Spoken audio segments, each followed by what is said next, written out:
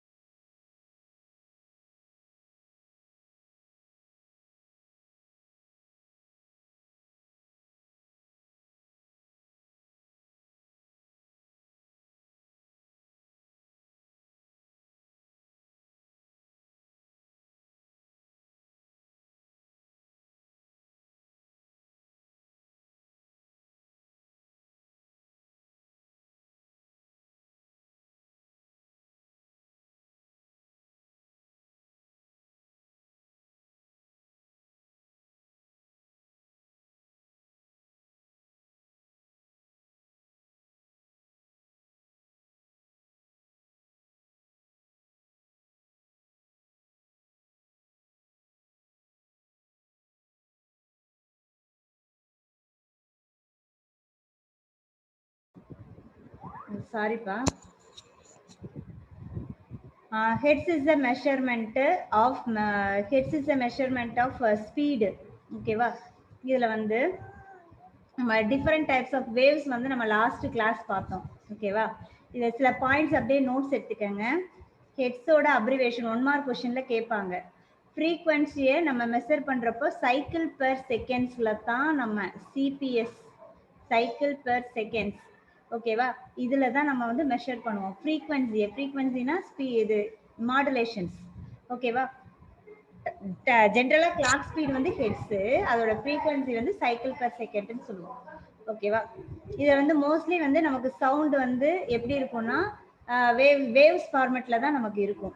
Okay, அதுல என்னென்ன waves ஃபார்மேட்ல வருது? சவுண்டு, லைட்டு, ரேடியோ வேவ்ஸ், இதெல்லாமே வேவ்ஸ் ஃபார்மேட்ல வரும். தட் மீன்ஸ் அனலாக் வேவ்ஸ்ல வரதுன்னா இந்த மாதிரி. ஓகேவா? இது வந்து அனலாக். ஓகே, சவுண்ட் வேவ் நார்மலா வந்து ஒரு ஆவரேஜா ஒரு ஹியூமன் வந்து டிடெக்ட் பண்ற சவுண்ட் வேவ் வந்து 20ல இருந்து 20,000 ஹெர்ட்ஸ் வரைக்கும் இருக்கும். ஒரு ஹியூமனோட சவுண்ட் வந்து வேவ்ஸ் வந்து எப்படி இருக்கும்னா 20ல இருந்து 20,000 வரைக்கும் இருக்குமா. அதுல இந்த 20ங்கிறது வந்து நம்ம மெதுவா லோ பிச்சில் பேசுறது வந்து 20 ஹெர்ட்ஸ். நம்ம பேசுறதுல லோ பிச்சில் நம்ம வந்து கம்மியா பேசுறது. அப்பனா இந்த ஃப்ரீக்வன்சில இந்த லோ பிச் வருது இல்லையா, இந்த லோ வந்து 20 ஹெர்ட்ஸ் இருக்குமா. 20 ஹெர்ட்ஸ் இருக்கும். இதை வந்து என்னன்னு சொல்றாங்கன்னா பேஸ். இது வந்து பேஸ்ன்னு சொல்லணும். பாஸ் கிடையாது. பாஸ்னா BOSS தான் பாஸ். இது வந்து bass. Okay, bass frequency. Sound wave above 5000 இருந்துச்சுன்னா, நம்மளோட ஆவரேஜ் 20,000 சொல்லியிருக்காங்க. அபோவ் 5000 இருந்ததுன்னா ஹை பிட்சை வந்து என்னன்னு சொல்றாங்கன்னா, இத வந்து ட்ரபிள். ஓகேவா? நோட் பண்ணிக்கங்க. இது 1 மார்க் கொஸ்டின். லோ பிட்ச் வந்து பேஸ், ஹை பிட்ச் வந்து ட்ரிபிள். ஓகேவா? இந்த மாதிரி நம்ம சொல்றோம். ஆவரேஜா ஹியூமனோடது 20 to 20,000 இருக்கும். 5,000க்கு மேல போச்சுன்னா அது வந்து ஹை பிட்ச். 20 ஹெர்ட்ஸ் இருந்துச்சுன்னா அது வந்து லோ பிட்ச். நோட் பண்ணிக்கிட்டீங்களா? 1 மார்க் கொஸ்டின். நோட்ஸ் எடுங்கப்பா. Take notes properly. கீழே க்ளோஸ் பண்ணிட்டியா வீட்டை?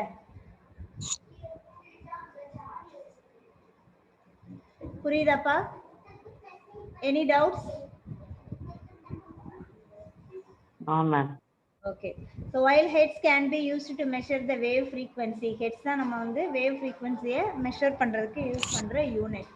ஒவ்வொரு சிபியுமே certain டைம் வந்து பர்டிகுலர் டாஸ்க்கை ஃபினிஷ் பண்றதுக்காக ரெகுலேட் பண்ணுவோம். டைம் வந்து அலாட் பண்ணுவோம். இப்போ நான் ஒரு டாஸ்க், ஒரு சாங்கை ஃபினிஷ் பண்றேன்னா அந்த சாங்கோட டியூரேஷன் வந்து 5 மினிட்ஸ். அப்போ டாஸ்க் வந்து எனக்கு என்ன ஆகுது? 5 மினிட்ஸ்க்குன்னு அசைன் ஆகுது. அப்போ அந்த 5 மினிட்ஸ்க்குள்ள அது ஃபினிஷ் பண்ணணும். அப்போ உள்ள கிளாக் வந்து ஸ்பீட் வந்து ஸ்டார்ட் பண்ண ஆரம்பிச்சிடும். அந்த 5 மினிட்ஸ்ல கரெக்டாக ஃபினிஷ் பண்ணணும்ட்டு. ஸோ இப்படி தான் ஒரு டாஸ்க்கு டைம் அலாட் பண்ணி ஃபினிஷ் பண்ண வைக்கிறது. ஓகே, ஸோ அப்போ ஒரு number indicates how many instruction cycle per seconds. Every இதுக்குமே நமக்கு அந்த ப்ராசஸ் வந்து கம்ப்ளீட் பண்ணுறதுக்கு எவ்வளோ டைம் எடுக்குதோ, ஸோ அந்த டைம் தான் நம்ம என்னன்னு சொல்கிறோம்னா அதோட கிளாக் ஸ்பீட் அப்படின்னு சொல்கிறோம். Measurement of taking to complete the process, how much time it is taking, that time is called as a clock speed. Okay va? You understand? இத வந்து அதுக்கு மேல ஸ்பீட் போகுமா மெகா ஹெர்ட்ஸ் ஜிகா ஹெர்ட்ஸ்னு சொல்லுவாங்க. So clock ஸ்பீடோட definitions பாருங்க. Clock ஸ்பீடோட definition, every micro computer has an internal clock. உள்ளவே வந்து ரெகுலேட் பண்றதுக்காக இன்டர்னல் கிளாக் இருக்கு. இப்போ சிஸ்டம் ஸ்டார்ட் பண்ணதுலேருந்து இங்கே என்ன ஆயிட்டு இருக்கு? டைம் ரன் ஆயிட்டு இருக்கு.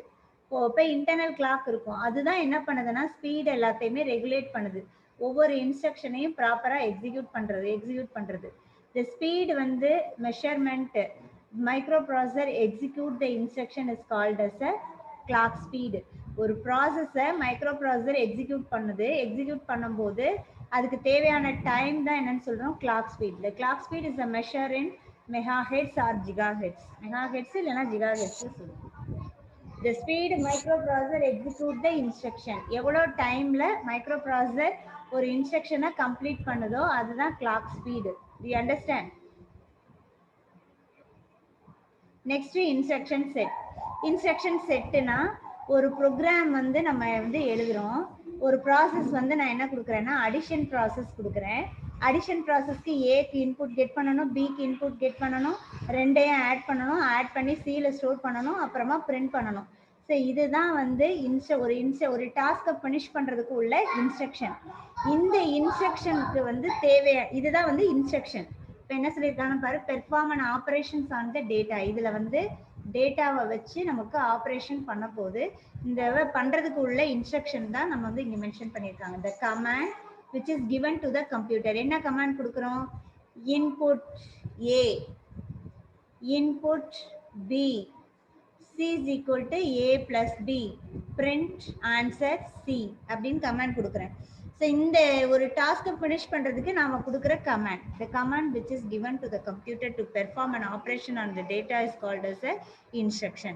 So what do you mean by instruction set? Instruction set means இந்த டாஸ்க்கை ஃபினிஷ் பண்ணுறதுக்கு நாம யூஸ் பண்ணுற மைக்ரோ ப்ராசஸர் எவ்வளோ வந்து எடுக்குது, நம்பர் ஆஃப் பிட்ஸ் வந்து எவ்வளோ எடுக்குதோ இதோட machine level instruction, zeros and ones combinations.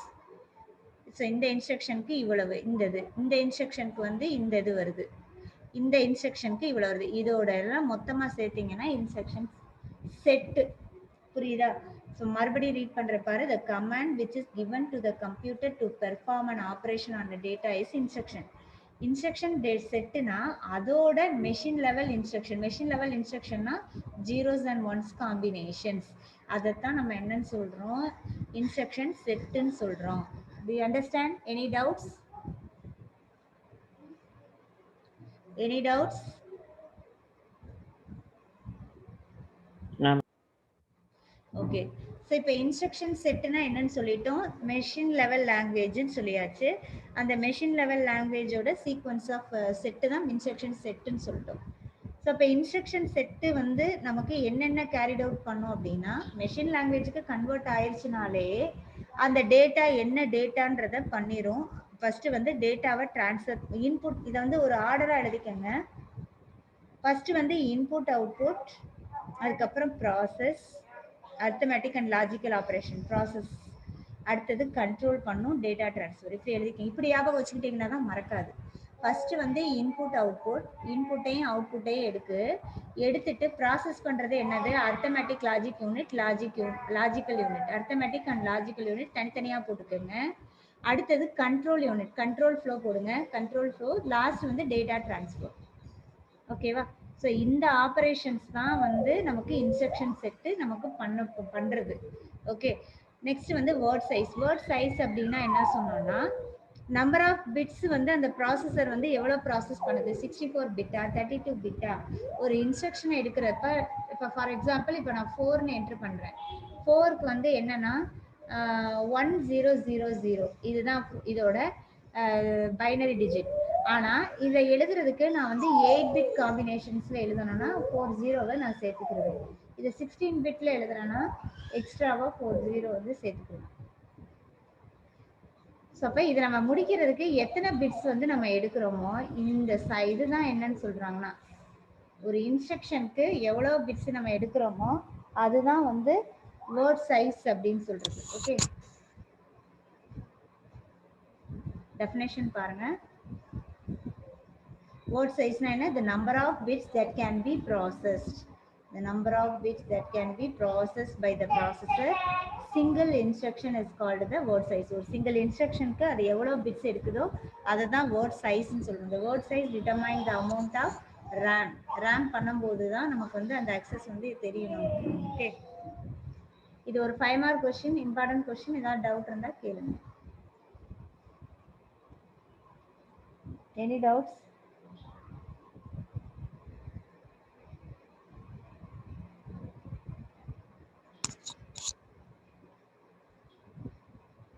Any doubts pa? 1 minute attendance போட்டுக்கிறேன்.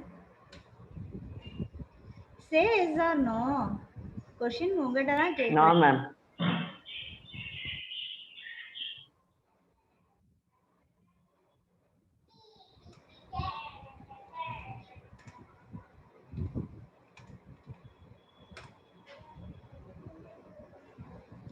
Okay, next question. இதுக்கு வந்து ஒரு டயக்ராம் இருக்கு. டயக்ராம் புக்ல இருக்கிற டயக்ராம் போடக்கூடாது. நான் ஒரு டயக்ராம் போடுவேன். அந்த டயக்ராம் தான் நீங்க இது பண்ணிக்கணும். ஏன்னா புக்ல இருக்கிற டயக்ராம் உங்களுக்கு ஃபர்ஸ்ட் கன்ஃபியூஷன் ரொம்ப வரும். இந்த டயக்ராமை ஃபர்ஸ்ட் நான் எக்ஸ்பிளைன் பண்ணிடுறேன். அதுக்கப்புறம் நம்ம ரிமைனிங் பார்க்கலாம். ஓகே. ஸோ இப்போ என்னன்னா, இந்த மைக்ரோ ப்ராசஸர் வந்து எப்படி வந்து ப்ராசஸிங் பண்ணுது, டேட்டாவை டிரான்ஸ்ஃபர் பண்ணி எப்படி ப்ராசஸ் பண்ணுதுன்றது தான் நம்ம பார்க்க போகிறோம். ஆக்சுவலி இவங்களே வந்து கொடுக்கவே இல்லை, டயக்ராம் கொடுக்கல. நான் ஒரு டயக்ராம் போடுறேன், அந்த டயக்ராம் போட்டுக்கோங்க. Okay. Data communication between CPU and memory. First வந்து ஒரு டயக்ராம் வந்து பிரிச்சுக்கோங்க. ஒவ்வொரு பார்ட்டா வந்து நம்ம பிரிச்சுக்கணும். Input device, this is input device.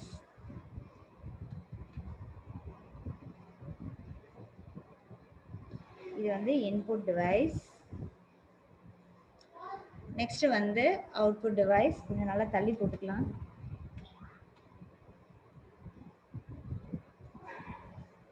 இந்த அவுட்புட் டிவைஸ். ஸோ நமக்கு வந்து ஆல்ரெடி மைக்ரோ ப்ராசஸர்னா என்ன, இது வந்து சிபியூ. ஓகேவா, சிபியூ. நமக்கு வந்து எக்ஸ்டர்னல் ஸ்டோரேஜும் நமக்கு தனியாக இருக்கும்.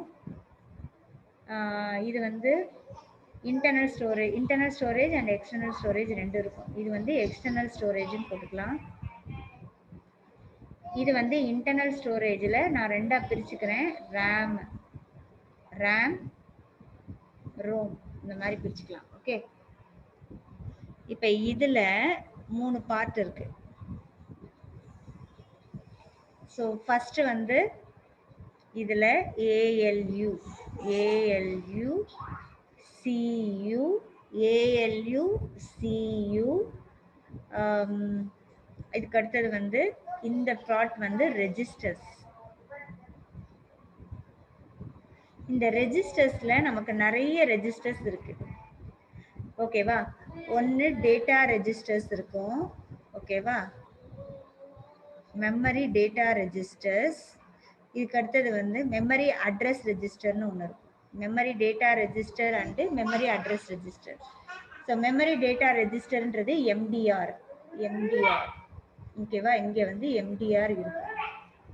மெமரி அட்ரஸ் ரெஜிஸ்டர்ன்றது எம்ஏஆர், மெமரி அட்ரஸ் ரெஜிஸ்டர். இங்கே வந்து என்ன இருக்கும்னா பிசி, ப்ரோக்ராம் கவுண்டர். இந்த ப்ரோக்ராம் கவுண்டர் என்ன பண்ணோம் அப்படின்னா, இப்போ ஒரு இன்ஸ்ட்ரக்ஷன் வந்து ஆல்ரெடி எக்ஸிக்யூஷன்ல இருக்கு அப்படின்னா, ப்ராசஸிங்க்கு ஆல்ரெடி இருக்கு. இப்போ ஒரு 10 ப்ராசஸ் இருக்குன்னு வச்சுக்கோங்களேன். 10 ப்ராசஸ் இருக்கு.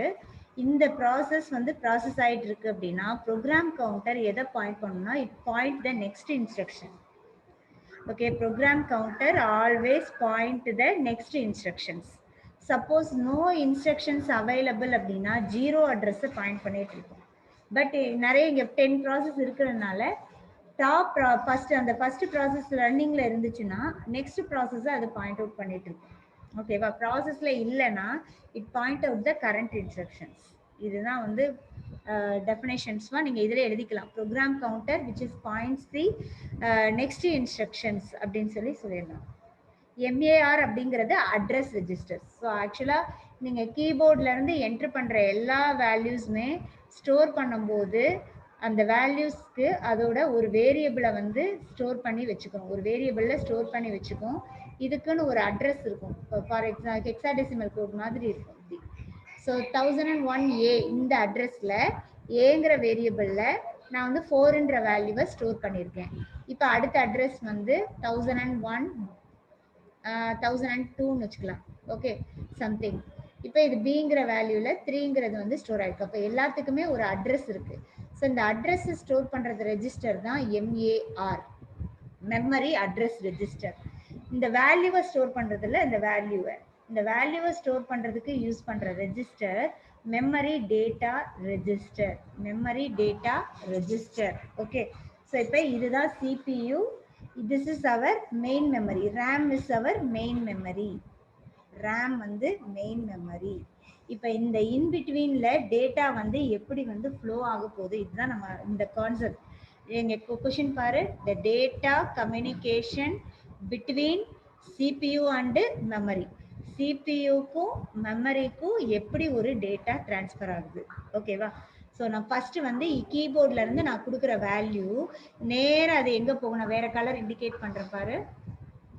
நான் வந்து இன்புட் வந்து கொடுக்குறேன்னா அந்த டேட்டா வந்து நேர மெமரி டேட்டா ரெஜிஸ்டருக்கு போகுமா இல்லை ரேம்க்கு போகுமா? சரி, நம்ம ஃபர்ஸ்ட் லெசன்ல நீங்க லிசன் பண்ணிருக்கீங்க. ஒரு இன்புட் நம்ம கொடுத்தோன்னா ஃபர்ஸ்ட் வந்து எங்க போகும்?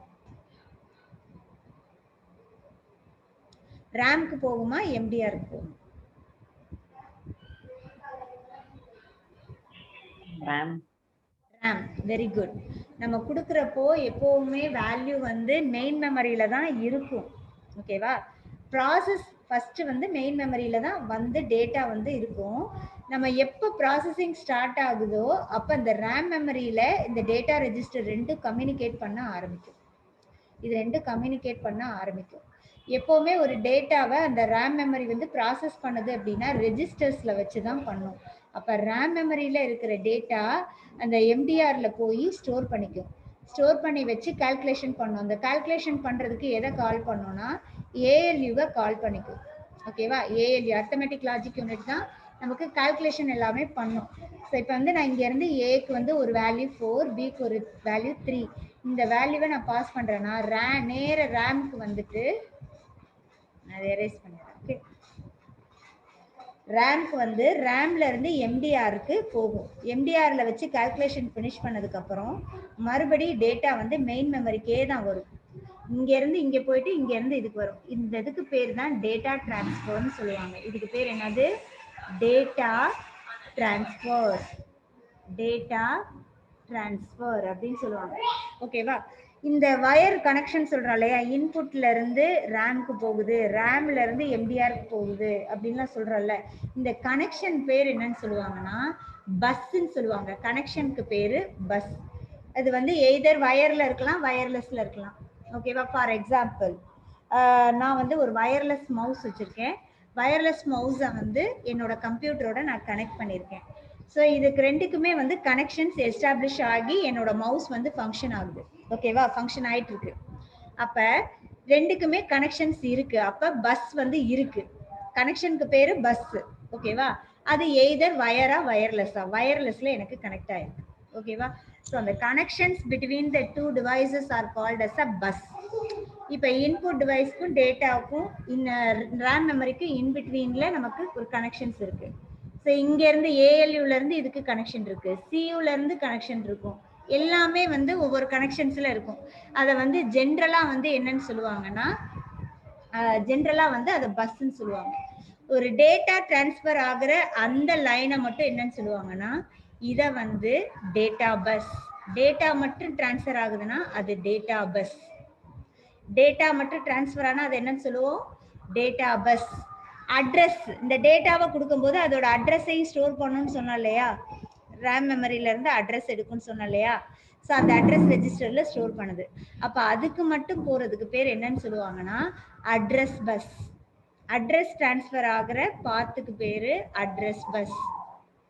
அட்ரஸ் பஸ் எல்லாத்தையும் கண்ட்ரோல் பண்ணுது இல்லையா, அந்த கண்ட்ரோல் பண்றது வந்து கண்ட்ரோல், அதாவது கண்ட்ரோல் யூனிட் தான். அந்த கண்ட்ரோல் யூனிட்ல இருந்து எங்கெல்லாம் கனெக்ஷன்ஸ் போகுதோ அதுக்கு வந்து கண்ட்ரோல் பஸ்ன்னு சொல்லுவாங்க. Control bus.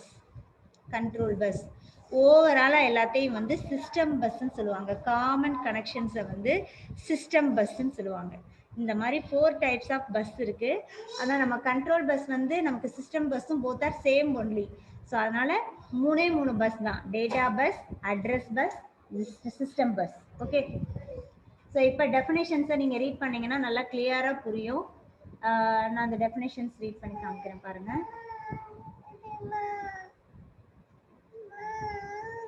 என்னாச்சு என்னாச்சு அதுக்குள்ள ஆஃப் பண்ணிட்ட? சரி, சார்ஜ் போட்டு தரேன், வெயிட் பண்ணு. ஃபோன் ஆஃப் ஆயிடுச்சு, அம்மா சார்ஜ் போட்டு தரேன்.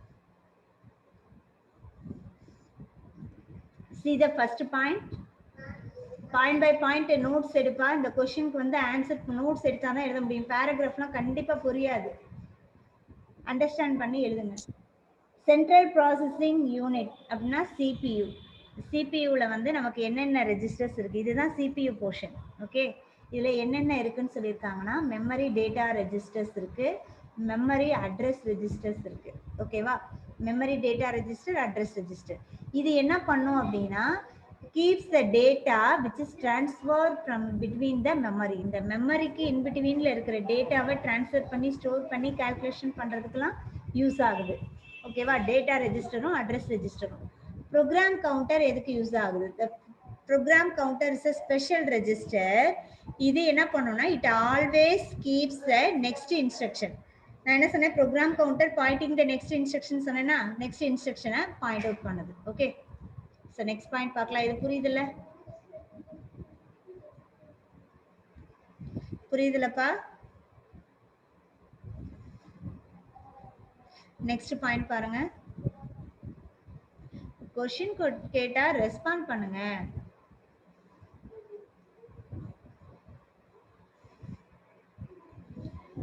So see, arithmetic logic unit CPU places address இதை நம்ம பார்த்துட்டோம்.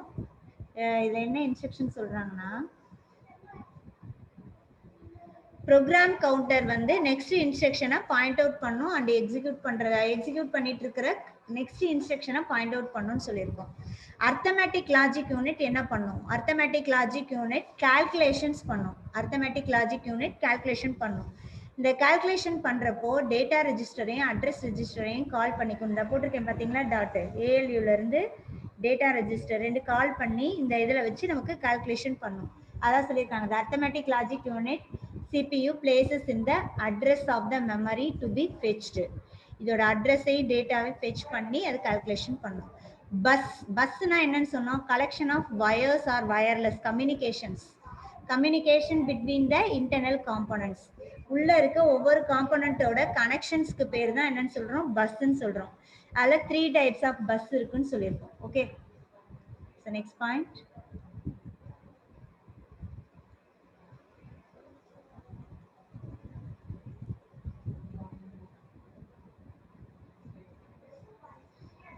ஆக்சுவலி வந்து நான் ஒரு டயக்ராம் ஒன்று போடுறேன் பாருங்க. கொஞ்சம் பெருசா போடுறேன், எனக்குள்ள வந்து புரியாது. வேர்ட் அப்படின்னா என்ன?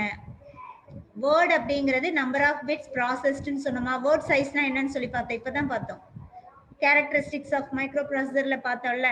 வேர்ட் சைஸ் அப்படிங்கிறது ஒரு ப்ராசஸிங்க்கு நம்ம யூஸ் பண்ற பிட்ஸ் வந்து எவ்வளவு, நம்பர் ஆஃப் பிட்ஸ் வந்து எவ்வளவு யூஸ் பண்றோம். ரேம்ல எவ்வளவு பிட்ஸ் இருக்கோ அதே பிட்ஸ் தான் டேட்டா ரெஜிஸ்டர்ஸ்லயும் இருக்கணும். அப்பனா தான் நீ இங்க கொடுக்குற டேட்டாஸ் கரெக்டா இதுல போய் லொகேட் ஆகும். ஸோ அதுக்குள்ள டயக்ராம் நான் போடுறேன் பாரு. ஸோ இது வந்து வேர்ட் சைஸ், இது வந்து ரேம் மெமரி. ஓகேவா? இது வந்து எம்டிஆர்,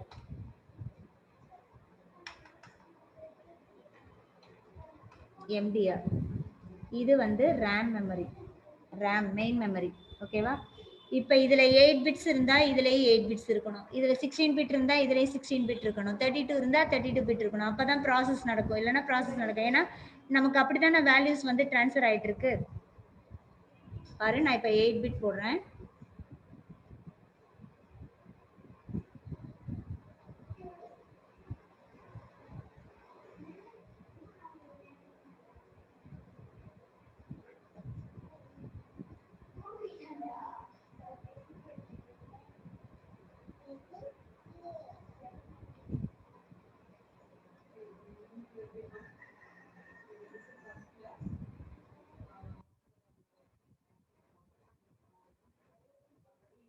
கவின் மார்க்கர் கீழே, மார்க்கர் எதுக்கு கீழே போட்டு கீச்சிக்கிட்டு இருக்க? போர்ட்ல தான் எழுதணும், கீழே கீக்க கூடாது. கடவுளே, இதுல போர்ட்ல தான் எழுதணும், தரையில வைக்க கூடாது.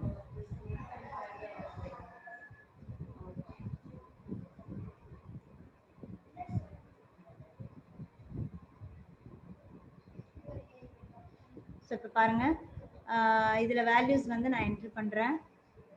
இப்போ ஃபார் எக்ஸாம்பிள் நான் இந்த ரேம்ல வந்து ஒரு 4 அப்படிங்கிறதோட பைனரி டிஜிட் வந்து 1000. யூனோ ஆல்ரெடி வேணா போட்டு பைனரியா கன்வெர்ட் பண்ணி போட்டுக்கோ. 2 2 are 4 0 1 2 is to 0. Okay, bottom to top எழுதுவோம். 2 2 are 4 1 2 is to 0 plus solve ஆகுது. 0 1 0 0, சாரி 0 1 0 0 இதுதான். ஓகே, 0 1 0 0. ரிமைனிங் பிட் வந்து நம்ம என்ன பண்ணிக்கணும்னா 0 போட்டுக்கணும்.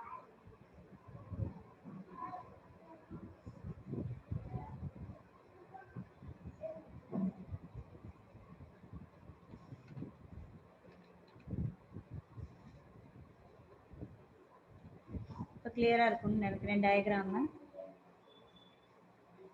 ஓகே, இப்ப இங்க இருக்கிற பிட் இங்க ட்ரான்ஸ்ஃபர் ஆகும். இது டேட்டா ரெஜிஸ்டர்.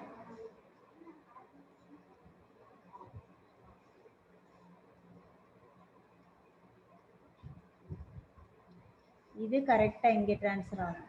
இங்க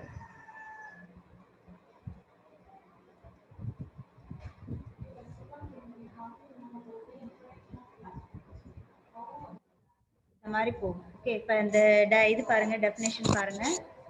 ரீட் ஆபரேஷன்னா என்ன? ஃபர்ஸ்ட் சாரி, இந்த பேராகிராஃப் ஃபினிஷ் பண்ணல நம்ம. ஃபர்ஸ்ட் வந்து வேர்ட்னா என்ன? வேர்ட் அப்படிங்கிறது நம்ம ஆல்ரெடி சொல்லிட்டோம், எத்தனை பிட்ஸ் நம்ம எடுக்கிறோன்றது சொல்லிட்டோம். ஓகே, இப்போ இன்டெல் 8586 ஃபர்ஸ்ட் ப்ராசஸர் வந்து 4 பிட் மைக்ரோ ப்ராசஸர் 4004ன்னு சொன்னோம். இதுக்கு அடுத்து 8085லையும் 8085 அண்ட் 86ல என்ன யூஸ் பண்ணாங்கன்னா 68 இதுல வந்து 8 பிட் மைக்ரோ ப்ராசஸர், இது வந்து 8 பிட் மைக்ரோ ப்ராசஸர், இதுல வந்து 16 பிட் மைக்ரோ ப்ராசஸர். இப்போ நம்ம யூஸ் பண்ணிட்டு இருக்கிறது 64 பிட் மைக்ரோ ப்ராசஸர் யூஸ் பண்றோம்.